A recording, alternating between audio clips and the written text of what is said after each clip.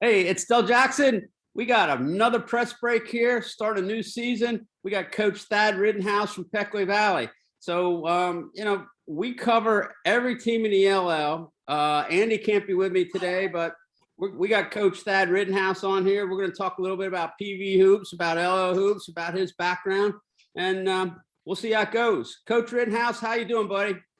I'm doing well. How are you doing, Del? Good, good, good. Hey, I want to let you know that we're in our 22nd year, so that's that's pretty amazing. And It's a long time. we've been zooming for 2, so it's a pretty cool thing that we get to talk to you guys and see what's going on. So let me start like this. I'm gonna throw you a curveball right off the bat. I see you got an interesting background. So what's your background? Where I was raised. I was raised in the city of Lancaster on Mulberry Street. Went to Milwaukee, graduated too. I grew up in a house with 5 older sisters and 1 bathroom, so that was a traumatic experience for me. But it was very enjoyable growing up in the city of Lancaster. Like I said, I graduated in '82 from McCaskey. Ended up going to college out at BYU, Idaho, and attended there, graduated from there, came home, and worked at Donnelly Printing for a period of time, and then I transferred into the financial service business. Now I'm a financial service representative for U Financial, but that's where I am today. I grew up loving the game of basketball. I remember when I was 11 years old, I entered a competition, my mom did, and I ended up winning it. And from that day on, I loved the game of basketball, and I think I played every single day of my life that I could play. During the summer, I remember going up to the park 4 to 8 hours a day, enjoying that, which it's sad that a lot of those parks aren't around anymore in the city. Just grew a fondness of the game, love it, it's passionate, and taught my children, 3 children, the game of basketball, as well as other sports. So that's kind of the short version of what's going on. Happened in my life. How about your coaching career? How did you get into coaching? What stops have you made before you landed at PV? All right. Well, I actually started coaching before my children got of age to play in any leagues, even in the kindergarten league. They ended up coaching in church leagues. I was asked to help out with city teams during the summer. I did that, and I really enjoyed it. I loved the part of making an impact in these kids' lives, and that's what grew my fondness to the coaching area of my life. And then my children start getting older. I help coaching them in little hoopers in the city. I actually started in the Lancaster City rec. I ended up starting a youth girls program, and that was like K to second, because they put those kids together, with boys. And I remember my daughter coming home from school. I'm sorry, not school. She came home for one practice, and she said, "Dad, I don't want to play anymore." And I said, "Why?" She goes, "Well, the boys don't pass it to the girls." So I went to the rec center and I said, if I'll run this program if you give me gyms for the program. And they said, "Well, we're not sure we're going to get that many girls." So they ended up having only, I think, 6 or 7 girls in the whole program, like 30 some boys. Well, within probably 10 days to 2 weeks, we had 28 girls sign up for the program that next year. And lo and behold, I believe they still have it. I don't know if they still have the program, but I did that. And I'm glad I did, because my daughter ended up playing college and was a 1,000-point scorer.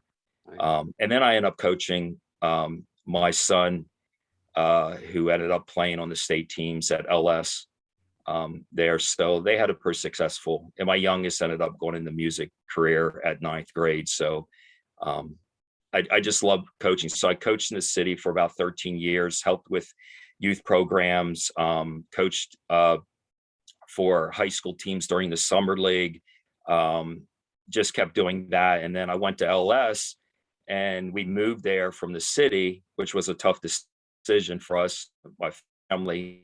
We moved else and remember running into John Achille at a football practice. His son was a year younger, but they played on, I believe, the same team at that time.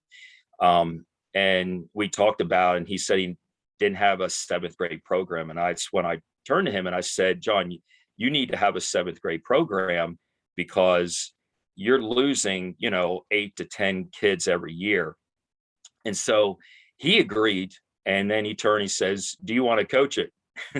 So, so he ended up, so we ended up going with the program, 7th grade program that time, and actually did a lot of it and ended up, still to this day, it's still there. And, it's been a success because LS has had a lot of success that year, and it was a great coaching staff throughout the whole system. So, up Valley and being asked to actually applied for a position there, and then I got a call that said, hey, I want you to be the JV coach from Bill Moore, who I believe now is coaching CV girls. But he's coached at Slanker for a period of time. So I'm going there, and after 1 year I became the head coach and been there ever since. So 5 years, and I guess counting, if you want to say. Oh man. Hey, I have a couple questions from our main writer, Andy, who's seen you guys play a little bit more than I have. I've seen you play a little bit, but I haven't seen as much as Andy has. So I'll throw a couple questions from him to you, and then I'll have some questions as well. So the first question he wanted to know is in your eyes, what makes an ideal Pequea Valley basketball player on the boys' side? What makes an ideal basketball player at Pequea Valley? Yes. Well, that's a good question. At Pequea Valley, it's a different culture, and not saying, good or bad. It's just a different culture there. I have grown so close to the community being there, and especially administration. They have been extremely supportive. But for Pequea Valley, it's a little different. My ideal of of an individual, because a lot of them play multiple sports, like in other schools, but Sure. Basketball usually isn't the number one sport in kids in their in their life there. And so I've learned to accept that it could be the second or third. But the ideal way is an individual that will give it the time to help us to be competitive. It's tough to have a successful program without kids willing to put time. And we know that, Dell. Mhm. And just for somebody down there to understand the importance of being dedicated, sacrificing part of their life, and just working hard every time they come in. Hopefully that answers your question. It's a tough one. That's a tough question. Yeah, well, that's what we do here. We ask questions. Yeah. We don't X and O anymore. We just ask. No, it's okay. Yeah. So, as a good follow up to that, and I know each school has its own culture and different goods and bads about different schools. But what is something about the job at PV that most people from the outside wouldn't know? Like, what's something about coaching at PV as an outsider we wouldn't know what you do or what the program's about or how you deal with some certain things? Well, at Pequea Valley, and I can't speak for what happened 15, 20 years ago.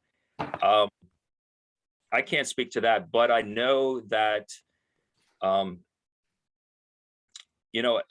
Pequea Valley, when you're coaching there, you have to understand that, and through all my years of coaching, having parental support, parents that, support their kids and push their kids to participate. Hey, there's days that your your son or daughter do not want to be there.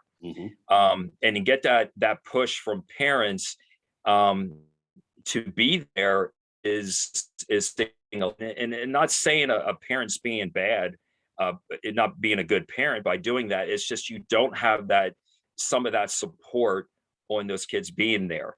Also, there's challenges with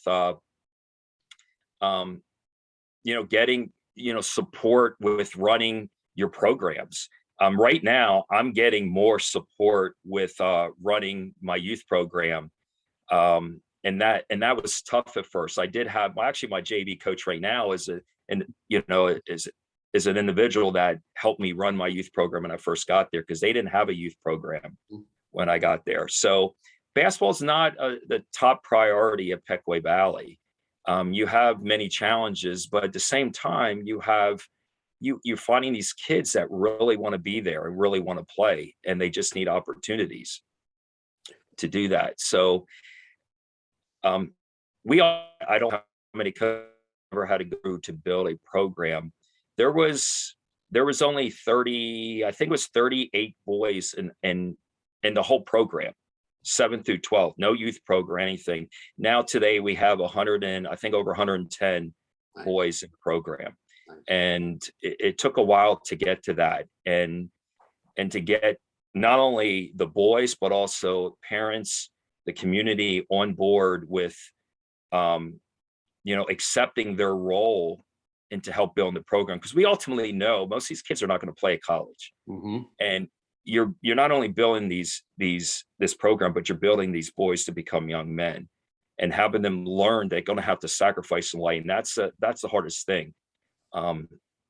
These boys have other things they want to be there. And then also one other thing is I've never in so much of my life ever had boys come up and say, hey, I can't make it because they have to work. I've never heard that in any other coaching year, in my life is some of these boys, they're taught to work. And so that's a challenge in itself.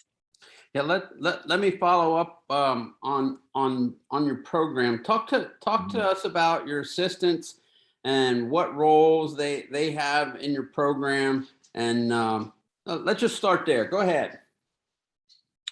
I have my assistants are my JV coach is Tim Rogers. He actually was my middle school varsity coach last year. My coach, James Brown, my JV coach last year and last couple years, James Brown had to take a assistant role in the high school because of job responsibilities. Under have Bill Johnson, who is my middle school varsity coach, and Joe Lab, L-A-B. He is my JV middle school coach. Now, Tim Rogers played at Lancaster Bible College. He played at PV and then ended up going to Lancaster Bible College. Bill Johnson played at Octorara. And Joe Lab was actually a college volleyball coach, and he does play a lot of basketball, understands the game, but he understands from the coaching side of things really well. I surrounded myself with some incredible coaches, not only incredible coaches, but really good individuals and good friends. And the knowledge they have, but how much they care about the boys is tremendous. You have to have a lot of patience as a coach, but especially at Pequea Valley to help boys. Grades are a challenge every single year. And we find ourselves sitting with these boys all the time and helping them with, to get their grades back on, because there's some times we probably wouldn't be forfeiting games because of some of the grades, the boys with bad grades, but they get through it. But the coaches have been extremely supportive in me, and we like I said, we've all become very close and good friends. Let's talk about the LL a little bit. So right now you're in Section 5, Lebanon Catholic dispersed or disappeared. the year before. So that had to create some holes in your schedule. So how do you Mhm. deal with more games in your schedule? Is that an AD thing, or you have some input, or how's your scheduling Yeah. work? Well, yeah, when I first came in, I'm looking at her schedule and I'm sitting there going, why are we playing, especially trying to build a program? We are playing 4, 5, 6A teams. Mhm. And you're right, Lebanon Catholic was in there. They were a single A team. There was a team that we could compete with. But so that opened it up to getting additional 2 games. So what we look at on the outside, we have to play the Columbius, we have to play Mennonites, we have to play Country Day, Anvil. But now we can look at more teams on the outside that are more competitive and that we can compete with. And so we're looking at teams that are, we'll go up to maybe 4A, but we're trying to eliminate some, the 5A and 6A teams. We're actually playing more, you know, 5 games and some 5A teams were. I'm talking about non-league games. Mhm. And so that was a challenge. So we end up looking at that, and my AD has been excellent with working together and getting a schedule that we can compete more. And I think starting, this year's going to be a little bit more tough. We lost some really good ball players, but starting next year, and I think we'll be playing more teams that are close to our size. And next year we go to 4 sections. So actually, in essence, you're bumping up a little bit instead of bumping down as far as the teams in the league. Which coaches don't have any control over that. You play who you play in the league, and that's just kind of the way it is. So I'm hearing you talk about your program and building blocks, and how, as each year progresses, how are the building blocks going, and what do you see in the future for Pequea Valley hoops? Can you repeat that first part? You broke up just. Sure. Yeah, we're having some technical issues here. What I'm saying is, you spoke a lot earlier about starting youth leagues and starting, bringing in some coaches, some volunteer coaches, and having a really good group of guys as far as assistants to work with your players. So my question is, long term, how are the building blocks going? Do you see progress, or is it just every year you have to adjust to something new? Uh, I definitely see progress. I think the school sees progress. I think last year would have been a better year if we didn't go through. A lot of teams went through this. Um, I remember talking to John Walk from Lancaster Online, and we had a conversation about, and he said, I don't know if any other team has gone through as much as you did last year. It was a challenge. We played 8 games in a 2-week, 4 in 1 week and 4 in another week. So it was a challenge. And actually we made districts for the first time in 11 years. So that was a great accomplishment for the boys. I mean, our record wasn't outstanding, but it was good enough that we were able to get to that. And actually played a really good game against Columbia and was right there with them even the beginning of 4th quarter. And they're just a tough team. But I see it. I see it getting better. There's no doubt in my mind is getting a lot better. I'm getting more willingness to help from parents. Administration, like I said before, has been incredibly stand of me and my coaches and what we're doing. And I'm enjoying it more now. Let's put it that way. But it is stressful at times because you're trying to oversee a lot of things throughout the program. But I have a youth director that's helping me a lot. It's doing really well. So I have people in place better. So we are progressing. I'm excited for the future, and I have a sophomore class and some juniors that put so much time in the gym. I mean, literally, my sophomore class who played, I think they only lost against Columbia last year. I was the only team they lost to. They're going to be there. It looks like they're going to be good because I think 4 or 5 of them, basketball is their favorite sport.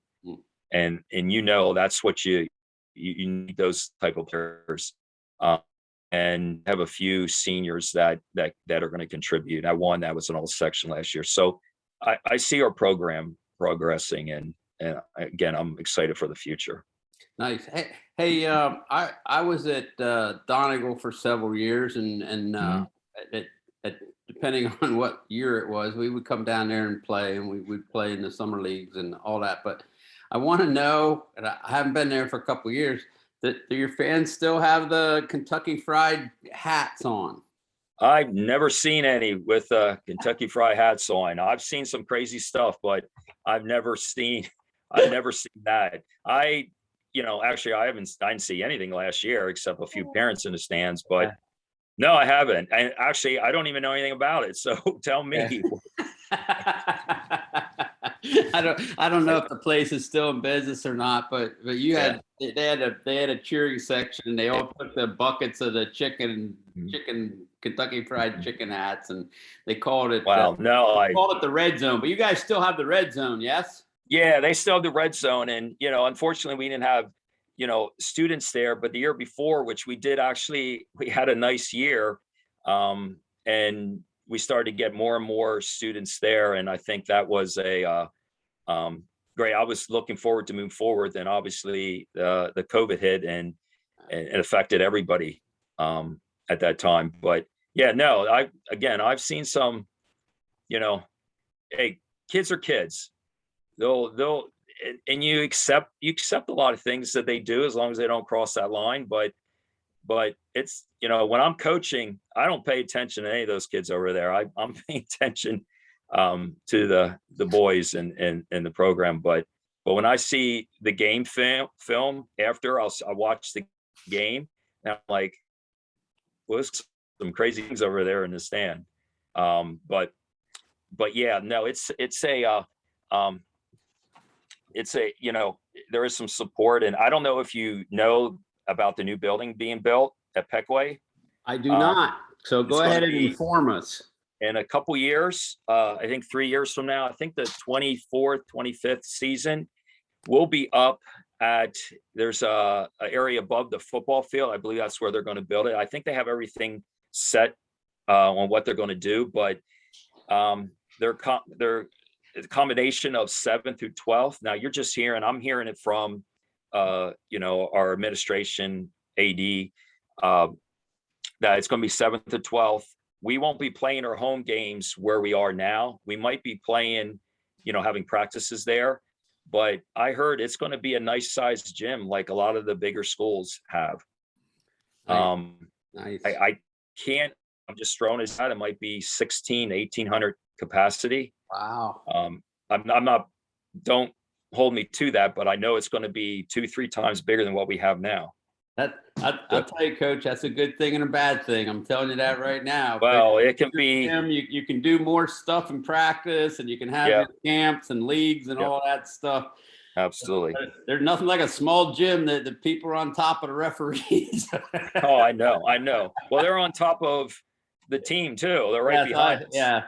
So, but no, it's it's going to be exciting to see that. I take 1 year at a time though. That's cool. Hey, Andy and I are gonna do a preseason thing, and that's coming up.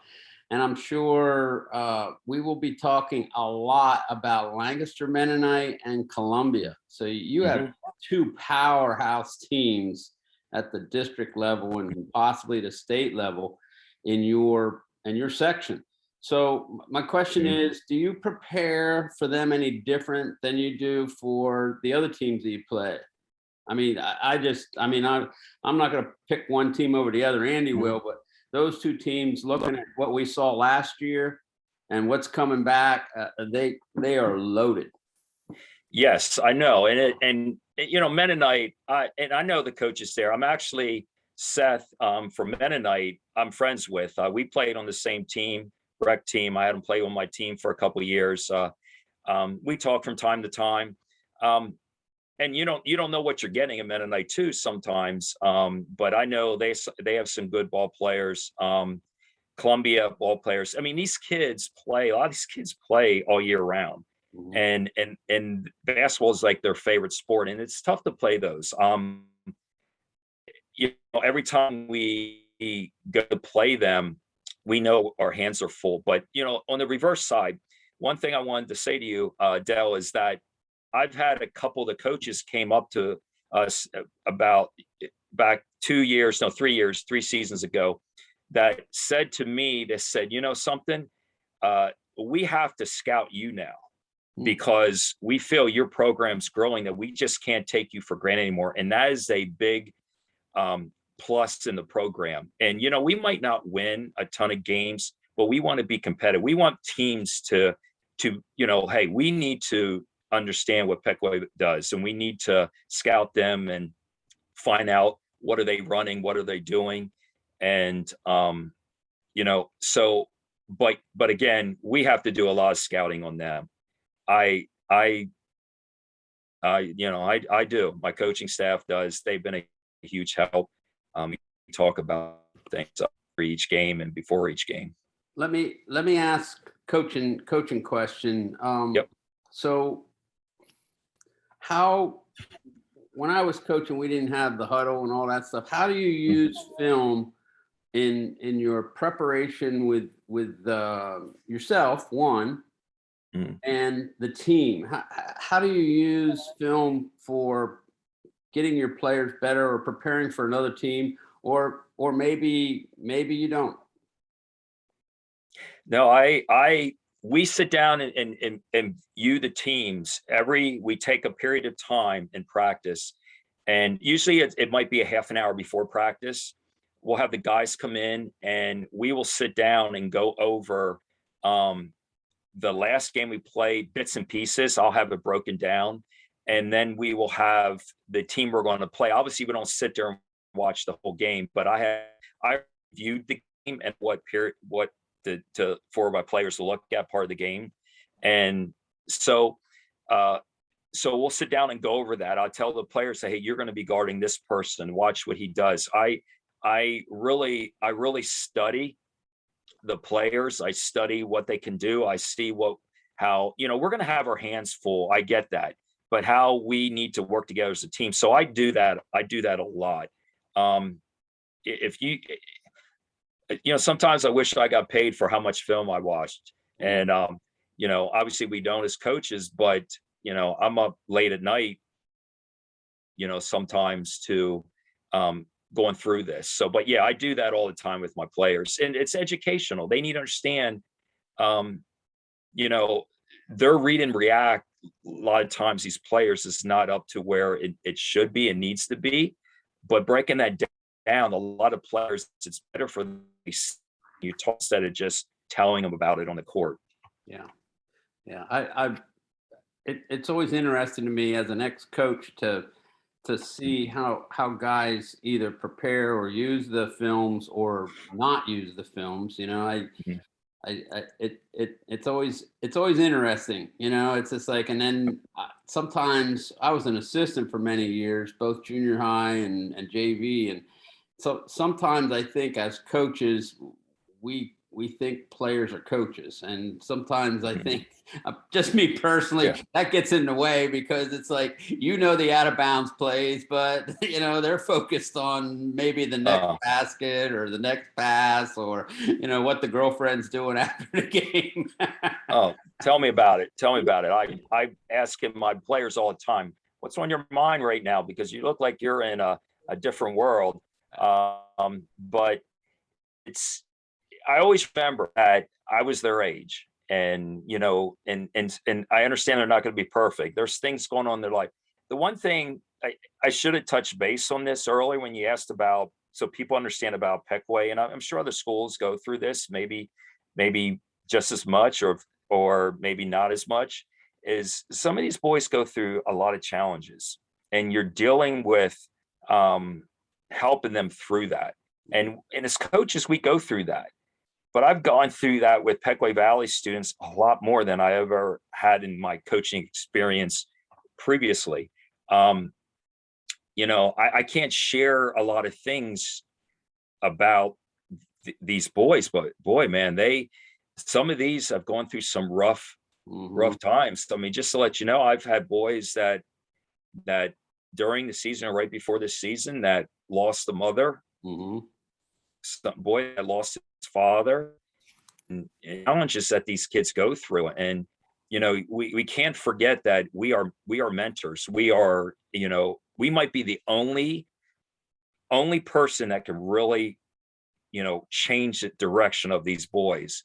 And we can't forget that as coaches, because what happens is, if we forget that, he might go down or she might go down, the wrong road into a very, very dark area. And so we can't forget that. So I'm very sensitive to that.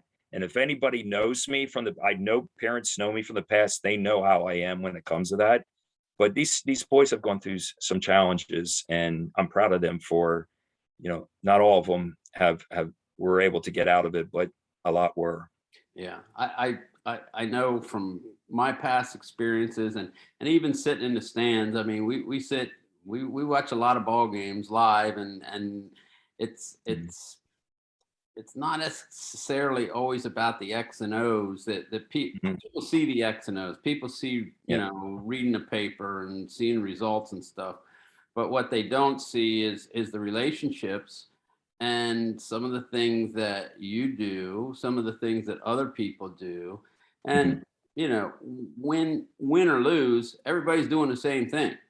I don't Yep. care who you are, the head coach wearing many hats, but it doesn't matter what school you're at. You're doing many things behind the scenes and dealing with issues behind the scenes that most people do not understand at all, I think. Now, I mean, that's not being mean to anybody, but when we come to a game, we want to see a good game and we want to see the players succeed and all that. But there's a lot of relationships that go into coaching, both good and bad. I mean, it's like stuff happens, and sometimes you have players that just aren't with you, or the guy from Minnesota aren't in the same boat. They're not rowing the same direction, and that happens. Absolutely. But as a coach, you got to deal with that too. You got to deal with an upset parent, or you got to deal with, as you said, grades. You got to deal with a situation at home. So anyway, Well, that's my soapbox. I'm sorry. no, you can talk. This is not just about me right now, but actually, the parents have been, they're supportive.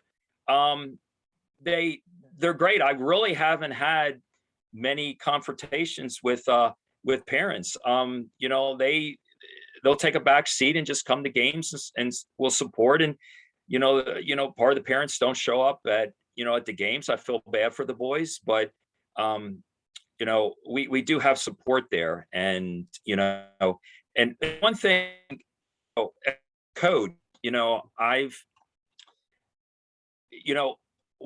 we look at what is our job.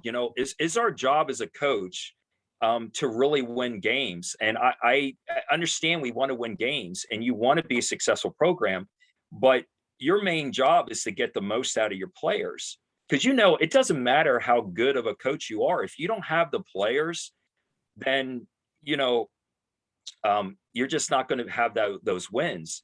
And so just getting the most out of them. I told my players at the end of the year last year, I said, we're going to give you opportunities to get better, but it's up to you to be physically, mentally prepared for the season when it starts. And it doesn't matter if you're playing a fall sport or not, or a summer other sport, you still have a responsibility to be ready for this. And I'm trying to get kids to understand is you can have a subject in school and you have a least favorite subject. It doesn't mean you don't work hard on both of them, and trying to get them to do that. So it's coming along though. Nice. Hey, let me ask one or two more questions. The first question I have is, it's coming up. I mean, it's kickoff time coming up. So how do you, again, I go back to coaching, how do you map out a first week of practice for your kids? I mean, you probably have a pretty good idea of how many guys are going to show up. Mhm. Probably have a good idea I mean, you already have the idea of what time it is, what your Mhm. practice schedule's like, and what your numbers are going to be like. And oh, by the way, I got to get ready for a game in less than 3 weeks. So how do you map out a practice schedule for the first week? Um, well, we have tryouts coming up, obviously in 2 weeks. And then our first week, they're gonna spend a lot of time, because you have the Thanksgiving break, where we put time in and we work on it. Because next week we're gonna be doing scrimmages, and we start the scrimmage, and our practice are coming in is what do we do at a lot of open gyms? Take a step back here. In a lot of open gyms, we're really working on fundamentals, because we've been spending a lot of time in practices on fundamentals, because these boys are not at a level where they're able to do things on the court. Because when you start thinking on the court, you're done. You're going to be one step Hmm. behind, or two steps behind everybody else. So we've been doing that. So what we're doing, planning on this year, is we're getting there. These boys are starting to be more fundamentally sound. Not to where I want them to be, but they're getting closer than they've been before. So our prizes are going to be pretty much, it's going to be, a lot of work, conditioning for some of these boys that haven't played, but a lot of these boys are in somewhat condition because they played a fall sport, soccer or football. But we're going to be, diving right into, our offense Hmm. or defense, and doing a lot of shooting drills. I think people underestimate that last year and the years before, we had some really good shooters, and we have a shooter right now that I'll tell you right now, he's probably one of the best shooters in the LL League. And he was all Yeah, hey, second coach, team. coach, you got to drop some names here, buddy. All right, Nevin Stoltzfus, who's an Okay. incredible soccer player and actually kicked field goals. Um, but this kid can shoot. I'm telling you right now. We have some other players that are coming up that have a lot of time. But I'll tell you right now, I'm not going to say anything. I'm not going to give a name. Let's put it that way. But there's a kid that couldn't play last year for reasons that I can't say, but didn't play the previous year. But this kid has just put in a ton of time into the program. And from 2 years ago, when I saw him, he grew about 6 inches. Mm, And this kid can throw it down. nice. Um, he still needs to understand and learn the game. And I think the scrimmages are really going to help him in time. But man, we're looking at ourselves going, what happened to him? And like I told him, I said, whatever you're eating or whatever you're doing, just continue to do it. But he's going to be surprised. He's going to surprise some people. They're like, where'd he come from? That's good. Uh, Andy's going to pick no, you think first. Andy's going to pick you first in his preseason. I know what's going to happen. going to pick me first, our team first. Hey, I just I'm excited. I'm excited about it. I think our underclassmen are really going to push our upperclassmen big time. Good. You're going to see some sophomores get a lot of minutes, and you're going to know why. I don't know how many games we're going to win, but I know we play some tough teams. But I think we're going to be competitive, and hopefully these guys stay healthy and stay out of from getting the COVID bug. Yeah, yeah, yeah. Excellent. Hey, Coach, thank you so much. Yep. We'll post this up today, and good luck to you. And now you got me salivating. I'm going to have to go and sit in the red zone this year. Check out one of your games for sure. Hey, make sure you say hi. Actually, you can sit behind me if you want to, and because I know you won't be yelling in my ear. Oh no! I've watched you coach, and your demeanor is really good on the bench. I mean, that's one thing that I watch, and seeing how the kids and the coaches relate. So, hey, all the best to you. If you have any questions of us, right now is the time to ask. If not, we will see you down the road. Hey, I'm all good. Dell, it's been a pleasure. Appreciate it a lot. And Yes, looking forward this season. I'm sure I'll see you around. All right, brother. Thank you, man.